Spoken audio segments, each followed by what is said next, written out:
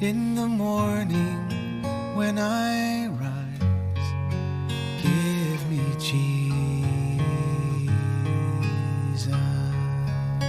Good morning. The last few days, we've seen a parable where Jesus is telling us He blesses us so that we can be a blessing.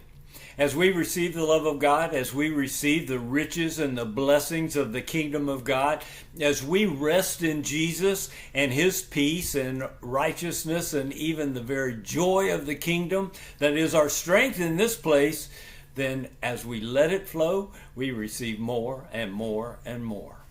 Oh, as we bless others, the blessings of God are ours in increasing amounts. And so, receive the love of God and let it flow. But for those who will not receive the love of God, for whatever reason, those who say, I don't want to have anything to do with Him, there is wrath coming.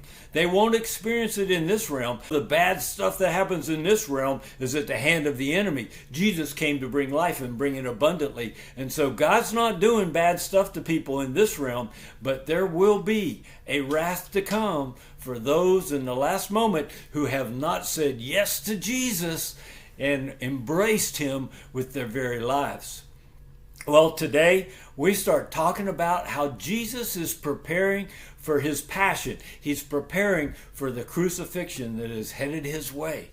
And so we're in Luke chapter 19, and we're going to look at verses 28 through 34, and they say this: after He had said these things, He was going on ahead, going up to Jerusalem. This is Jesus going into Jerusalem now, and when He had approached Bethphage and Bethany, near the Mount of Olivet, the Mount of Olives, He sent two of His disciples, saying, Go into the village ahead of you, and there, as you enter, you will find a colt tied, and on which no one has ever sat. Untie it, and bring it here. And if anyone asks you, Why are you untying it? You shall say, The Lord has need of it. See, that's the colt that He's going to ride into Jerusalem on Palm Sunday. And now we're going to see in these next verses, it unfolded just like Jesus said it would. So those who were sent went away and found it just as He had told them. As they were untying the colt, sure enough, its owner said to them, Why are you untying the colt? What are you doing with my colt? And they said, The Lord has need of it, just like Jesus told them to. And so we're going to see the owner let him have the colt. Well, Jesus is about to come into Jerusalem, and He is the King of Kings. They're going to say, Blessed is He who comes in the name of the Lord. He is Mr. Big in this realm.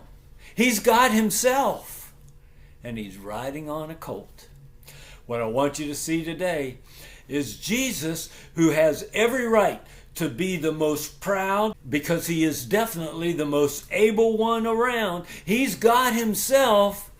Instead, He comes as the most humble. He was born as a baby, born in a stable, laid in a manger.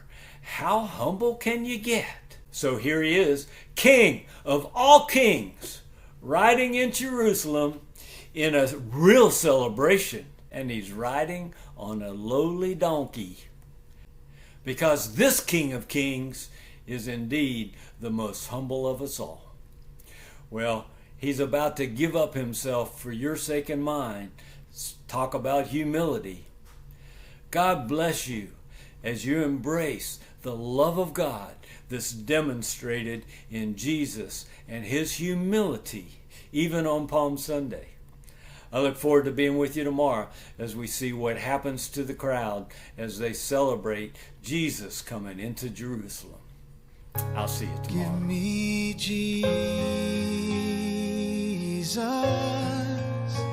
Give me Jesus.